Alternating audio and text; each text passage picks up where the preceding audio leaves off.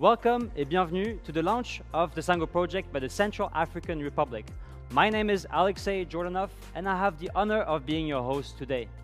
The Central African Republic is in the heart of the African continent, but it's also in the heart of a transformational process which is set to give opportunities to not only citizens and governments, but to the rest of the world. An environment where the financial system is changing, there is a need to be open, freely accessible to everyone. And this is why the Central African Republic adopted Bitcoin in 2022, followed soon after the Sango project. And this is why we are here today.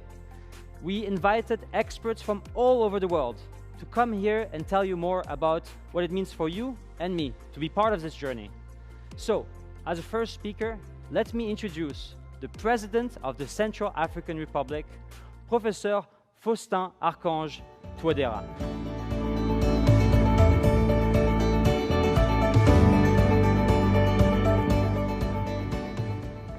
Bienvenue, Monsieur le Président. Merci. Je viens d'un beau pays, la République centrafricaine, qui émerge laborieusement, mais de manière déterminée, d'une longue et sanglante succession de crises, dont la plus atroce a été celle de 2012. Durant toute ma vie professionnelle et politique, j'ai toujours voulu laisser quelque chose de précieux en héritage aux générations futures. Ce rêve m'a poussé à devenir, et naturellement par vocation, un enseignant, afin d'éduquer la jeune génération. Dès le début de ma carrière en enseignant, le même idéal m'a poussé à me perfectionner, à devenir meilleur, afin de pouvoir changer des destinées. J'ai changé d'abord mon propre destin lorsque j'avais décidé de me dédier à l'étude des mathématiques et de poursuivre une carrière universitaire. Ma source d'inspiration était la parole du feu président Nelson Mandela, que je cite avec beaucoup de respect. L'éducation est le grand moteur du développement personnel. Grâce à l'éducation, une fille de paysan peut devenir médecin. Un fils de mineur peut devenir patron de mine. Un enfant d'ouvrier agricole peut devenir président d'une grande nation. Fin de citation. Ma vision, traduite en programme de société du gouvernement, est de bâtir un Centrafrique nouveau, fort, uni, prospère, privilégiant le dialogue, la justice, l'esprit de réconciliation nationale et ouvert au monde. Pour cela, j'ai fait de l'éducation nationale l'un des axes prioritaires de mon action, car je demeure convaincu que l'avenir de la République centrafricaine est entre les mains de sa jeunesse. Ma vision est de former cette jeunesse pour qu'elle s'approprie les nouvelles technologies et aussi la crypto-monnaie et bien d'autres moyens pour le développement de la République centrafricaine. J'ai eu du mal à me détacher du monde universitaire, en partie parce que j'enseigne encore, mais l'envie de changer des destinées m'a poussé vers la politique, où j'ai compris que mon rêve avait plus de chances de se concrétiser. Pour réaliser mon rêve, il fallait que j'avance, mais sur une nouvelle voie. Ma vision en tant que président de la République centrafricaine est intimement liée à l'héritage que je veux laisser aux générations futures. Chaque jour de mon existence est une nouvelle quête, un nouveau défi, une partie de la vision que j'ai de notre société, telle qu'elle sera dans quelques années, une projection dans laquelle les enfants d'aujourd'hui seront les citoyens de demain, les bâtisseurs d'un pays prospère. Pour le second mandat, je me suis engagé à faire de la République centrafricaine un pays uni, un pays pacifié, un pays qui bénéficie du développement. Maintenant que nous avons atteint la stabilité et la paix, nous deviendrons non seulement une nation prospère, mais aussi un point de repère sur la carte du monde. Et j'y crois fermement. Ensemble, nous tous qui désirons le bien de notre pays, voulons que le monde entier nous considère comme des visionnaires capables de serrer nos rangs et d'avoir ensemble les plus grands idéaux. Je lance un appel à tous ceux qui croient en la nécessité de saisir les opportunités, à l'avenir et à la beauté de leurs rêves, de se tenir à mes côtés. Pour un mathématicien, à moins que nous ne parlions de la liste des problèmes du prix du millénaire, il existe des solutions à tous les problèmes. Et je crois avoir trouvé la solution qui changera non seulement la rive centrafricaine, mais aussi de nombreux autres pays qui aspirent aux mêmes rêves. Cette solution, c'est le Bitcoin et la crypto-monnaie. Les problèmes d'infrastructure sont probablement la plus grande épreuve que doivent affronter les pays africains. Parmi les principales causes, on pourrait citer des problèmes historiques liés au colonialisme, les guerres civiles, les territoires énormes et souvent difficiles d'accès, le manque des moyens financiers, un niveau d'éducation insuffisant des populations. Vous conviendrez que lorsque les éléments qui constituent la base matérielle et technique d'une société sont absents ou ne fonctionnent pas, il est évident que toutes les autres composantes de la vie normale sont perturbées. Dans la même catégorie des problèmes auxquels se confrontent les pays africains, nous pouvons également placer les services financiers presque inaccessibles à de nombreuses personnes sur notre continent, le deuxième du globe en ordre de grandeur et compte le plus grand nombre de pays, 54. Mais comment se rendre dans une banque, ouvrir un compte ou effectuer des transactions si on ne dispose pas d'un guichet, d'une agence bancaire ou de personnel qualifié pour effectuer les opérations financières? Des études indiquent qu'environ 57% de la population africaine n'est pas bancarisée, si l'on s'en réfère à la conférence économique africaine de 2021. La solution a été plus facile que prévu. Pourquoi pas un téléphone? Oui, cet appareil mobile qui est arrivé dans le coin le plus éloigné de la jungle ou sur les plus hautes montagnes. L'alternative à la banque traditionnelle est le smartphone, tout comme l'alternative à l'argent liquide et à la bureaucratie financière sont les crypto-monnaies. Et savez-vous que plus de la moitié des opérateurs mobiles du monde sont situés en Afrique subsaharienne? De manière presque incroyable, le sous-développement des infrastructures a fait de l'Afrique un vecteur parfait pour les crypto-monnaies. Cette monnaie numérique qui ne nécessite qu'un smartphone pour pouvoir accéder au réseau blockchain. Cette technologie est le vecteur qui permettra à l'Afrique de progresser vers une économie numérique unique. Quant aux citoyens, il sera gagnant à tous les niveaux. Il vivra dans un pays en plein essor économique, ce qui signifie création d'emplois, exploitation de ressources naturelles et prospérité.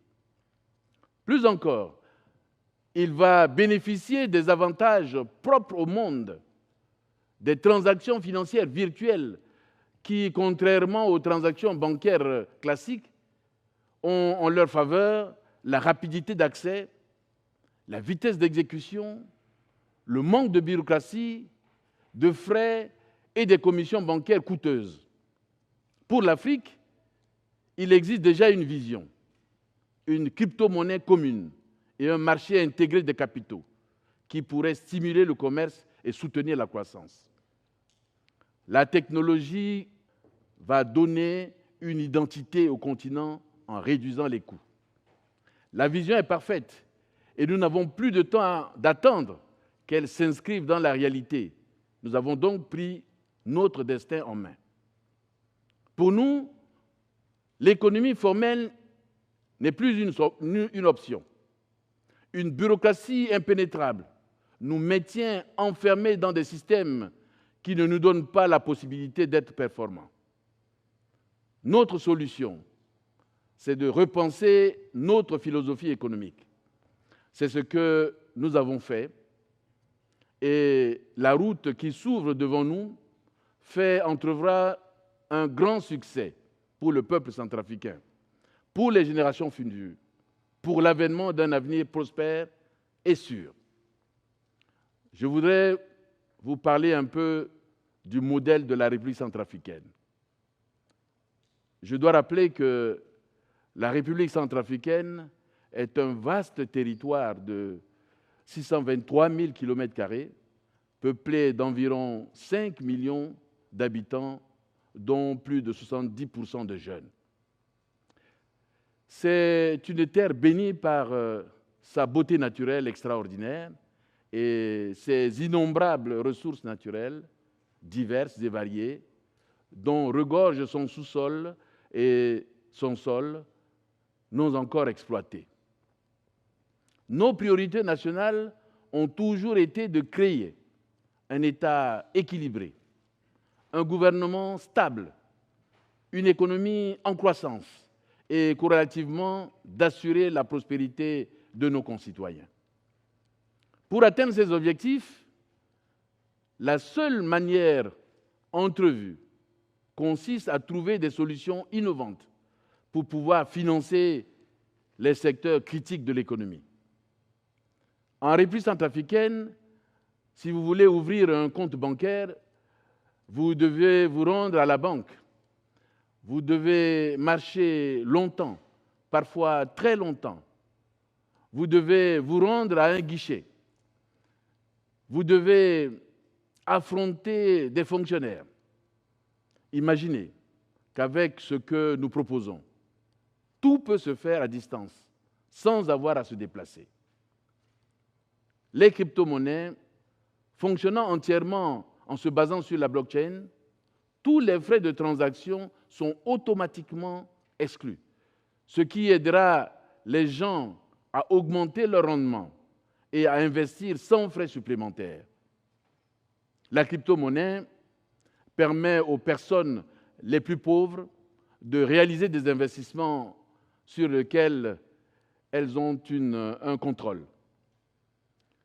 En empêchant toute interférence extérieure dans les investissements, la crypto-monnaie crée des conditions de concurrence équitable pour les riches et les pauvres.